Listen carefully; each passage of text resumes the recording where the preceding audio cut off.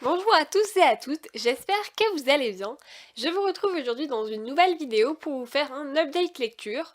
Donc, comme d'habitude, j'ai 3 livres à vous présenter. Tout d'abord, L'Aise brûlée de Antoine Dolle, puis KDR le sorcier, donc le premier tome du Livre des étoiles par Eric Lhomme.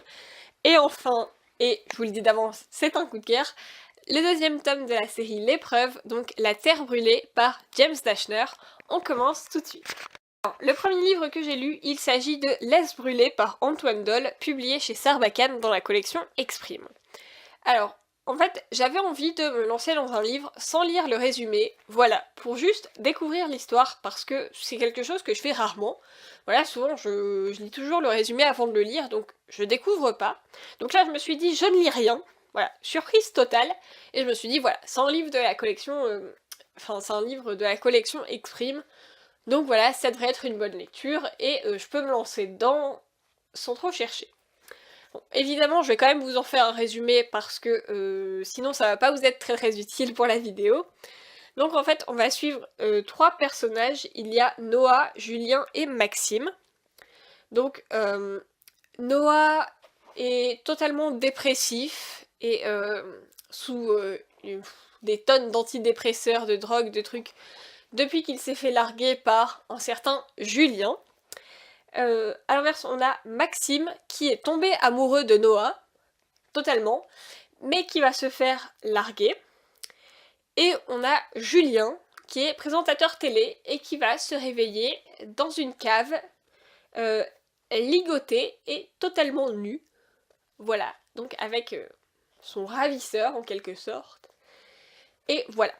On se doute bien que les histoires se mêlent, etc. Hein, que c'est pas un hasard, qu'il n'y a pas 3000 personnages qui s'appellent Noah, Maxime et Julien, qu'il s'agit bien des mêmes. Et je sais pas trop quoi vous dire de ce livre. C'est-à-dire que, je vais être honnête avec vous, je ne l'ai pas lu en entier. J'ai lu la moitié du livre, et ensuite j'ai arrêté parce que je ne pouvais plus. J'ai lu la fin parce qu'il y avait beaucoup de suspense, et je voulais savoir comment ça se finissait. Mais j'ai pas pu tout lire alors qu'il est très court, pour en fait une seule raison. Tous les personnages dans ce livre sont totalement dépressifs et négatifs, et ils ne voient que le mal partout, et on a l'impression que rien de bien ne leur arrive, et que même s'il leur arrive un truc bien, ils vont y voir le mal qu'il y a dedans. Et c'est quelque chose que je trouve très difficile à lire parce que c'est pas du tout ma manière de voir les choses, au contraire, je suis plutôt quelqu'un d'optimiste, etc. Et je trouvais ça mais tellement dépressif en fait, et quand je lisais le livre, je me sentais pas bien quoi, et même après l'avoir fini, enfin après l'avoir reposé, j'étais encore un peu dans cet état d'esprit de ouais ça va pas. Du coup voilà. Après il y a énormément de suspense quoi, vraiment, surtout au niveau du personnage de Julien, tu te dis mais qui est son ravisseur et qu'est-ce qu'il fout dans cette cave, mais que s'est-il passé, voilà, et donc voilà, c'est pour ça que même si je l'ai pas lu en entier, il a fallu que j'aille lire la fin, euh, pour vérifier, parce que j'avais plusieurs théories et je voulais vérifier si ça l'était. Et effectivement, ça l'était, donc bon, voilà. À la fin, c'était quand même pas un retournement de situation de malade, c'était ce que j'avais pensé en le lisant. Et alors par contre, si vous avez lu ce livre, n'hésitez pas à me dire ce que vous pensez de la toute dernière phrase du livre. Parce que je l'ai pas compris en fait. Enfin, j'ai 2 théories différentes à ce sujet qui changent totalement la manière de voir le livre. Et donc, si vous l'avez lu, n'hésitez pas à me le dire et à me dire surtout comment vous avez compris la dernière phrase. Parce que, voilà, c'est très, très perturbant, je trouve. Donc voilà, Let's Go je sais pas trop si je dois vous le conseiller ou vous le déconseiller. Voilà, c'est très, très particulier. À la limite, si vous êtes dans une période où vous vous sentez pas trop bien et tout, je vous le conseille pas forcément. Je... Vraiment. Mais après, je sais pas. Vraiment, j'ai beaucoup de mal à me faire un avis sur ce livre. Je ne sais pas quoi en penser. C'est très perturbant. Voilà, ça m'était jamais arrivé avant. Et là je sais pas. Je ne sais pas quoi en dire. C'est très très dur.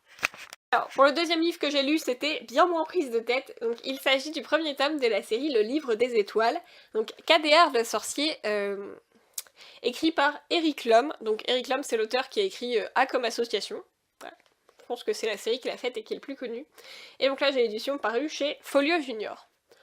Donc voilà, je l'avais trouvé d'occasion pour 50 centimes à Emmaüs, donc j'avais pas trop hésité, même si ça avait pas l'air dingue, c'est voilà, c'est vraiment de la jeunesse. Et puis il y a pas longtemps j'ai vu une vidéo de Margot Liseuse, si je me trompe pas, qui publiait enfin, qui faisait un classement de ses livres jeunesse préférés qu'elle aimerait bien relire, et la série Le Livre des Étoiles en faisait partie, donc je me suis dit, voilà, ça m'a donné envie de me lancer tout de suite. Donc dans ce livre, on va suivre le personnage de Guillemot, qui est un jeune garçon qui a 12 ans, je crois, et qui habite au pays 10. Alors, qu'est-ce que le pays 10? C'est un monde, enfin, c'est un pays qui sert un petit peu de passerelle entre le monde certain, donc le monde certain, c'est là où nous on vit et où il n'y a pas de magie, et voilà, notre monde, et le monde incertain, qui est un monde avec de la magie, plein de trucs bizarres, des créatures, etc. Et le pays 10, c'est un peu une passerelle entre les deux, on va dire. Et un jour, Guillemot, qui rêve de devenir chevalier et qui a pas grand chose de particulier, va se découvrir un talent pour la sorcellerie, en fait. Voilà. Il découvre que, il a des talents pour devenir sorcier et utiliser la magie. Et voilà, donc on va le suivre dans ce livre à travers son apprentissage de la magie. Le livre des étoiles, évidemment, c'est le titre de la série, voilà, et on va le suivre dans son aventure dans le monde incertain. Donc voilà, c'est un livre jeunesse, clairement, je veux dire, ça se voit, hein, rien, ne serait-ce qu'à la couverture et au format du livre, mais c'est une bonne lecture, vraiment, j'ai bien aimé. Ah, je pense que mon plus grand regret sur ce livre, c'est de ne pas l'avoir découvert en étant plus jeune, parce que je pense que j'aurais beaucoup aimé. Là maintenant évidemment c'est pas pareil, mais je lirai la suite quand même, parce que voilà, c'est un monde qui est intéressant à suivre, voilà, les personnages sont attachants, c'est des réflexions qui m'ont fait rire, parce que voilà, c'est encore des enfants, et voilà. J'aime beaucoup l'approche de la magie qui est faite dans ce livre. De toute manière, peu importe le livre, je trouve que c'est toujours bien de voir comment la magie va se manifester selon les auteurs. Est-ce qu'il faut une baguette magique, ou est-ce que c'est quelque chose qu'on a en soi, est-ce que ça nécessite un objet, est-ce qu'il y a des formules précises, ou est-ce qu'il faut juste le penser. Et là dans ce livre en fait, ce sont des symboles, donc ils s'appellent des graphèmes, et voilà, il faut les invoquer pour avoir la magie dans un certain ordre, etc. Et je trouvais que c'est une approche qui était plutôt intéressante. Et voilà. Donc KDR le sorcier, j'ai bien aimé, je lirai la suite. Voilà. C'est une série qui est bien si vous êtes enfant ou un peu plus grand au collège, etc. Je vous la conseille fortement parce que je pense que ça peut vraiment vous plaire. Et si vous êtes un peu plus âgé, honnêtement, si vous avez l'occasion, vous pouvez quand même tester parce que c'est vraiment pas mal. En tout cas, moi j'ai bien aimé. Voilà, je lirai la suite, pas tout de suite, parce que voilà, ça se finit pas sur un suspense de fou, mais je la lirai, et normalement vous devriez avoir mon avis sur la suite de la série. Et enfin, pour terminer cette vidéo en beauté, on va dire, je termine sur, voilà, un coup de cœur, mais total. Il s'agit du deuxième tome de L'épreuve, donc La Terre brûlée, par James Dashner. Alors, je vais vous faire un résumé, donc pas du tome 2, mais de la série L'épreuve en général. Donc voilà, dans le premier tome, on les suivait dans un labyrinthe. En fait, on va suivre le personnage de Thomas qui, un beau matin, va se retrouver dans une caisse où il ne voit rien, voilà, toute sombre, dans un genre d'ascenseur, et il va arriver dans un labyrinthe géant dans lequel il y a déjà plein d'autres garçons qui se sont organisés et qui, voilà, sont là depuis plusieurs années pour certains, et voilà. Ils sont dans le labyrinthe, et a priori ils doivent en sortir, et ils en savent rien en fait. Voilà, il y a plein de créatures bizarres, les murs qui se referment la nuit, voilà. Et ils savent pas ce qu'ils font là. Et donc, voilà, donc ça c'est pour le premier tome, je vais pas vous raconter le tome 2 pour ne pas vous spoiler. Mais voilà, c'est un peu dans le même genre, même si on n'est plus dans le labyrinthe. Et j'avais bien aimé le premier tome, c'était une bonne lecture, mais j'avais un peu peur à la fin parce que, voilà, on change totalement d'environnement en fait. Voilà, là le labyrinthe c'est vraiment un truc confiné et tout, et là dans le deuxième tome, pas du tout, c'est même tout l'inverse. Et du coup j'avais un peu peur de le lire, et peur qui n'était absolument pas justifiée. J'ai commencé le livre, j'ai été pris tout de suite. Il y a des livres dans lesquels il y a plusieurs chapitres d'introduction, vous voyez... par exemple, si on prend Hunger Games, il faut super longtemps avant d'arriver vraiment aux Hunger Games. Voilà, il y a plein de trucs, le tirage au sort, les machins, les trucs, on les voit, les défilés... Là, pas du tout. Ça commence tout de suite. Je crois qu'il doit peut-être avoir, allez, 2-3 chapitres avant que pouf on lâche d'énormes bombes et démerdez-vous avec ça. Et voilà, j'ai adoré ce tome 2 et voilà.